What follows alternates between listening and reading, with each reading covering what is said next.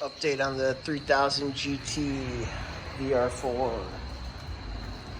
Upgraded the oil cooler since the original oil cooler was leaking. The lines were bad as well, so we upgraded that to a really good unit.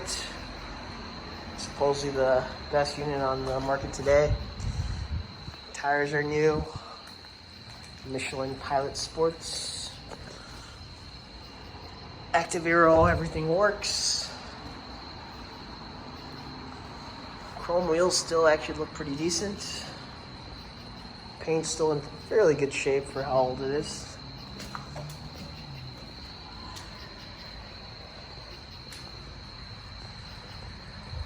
We'll get a full detail on this relatively soon and post pictures and video later.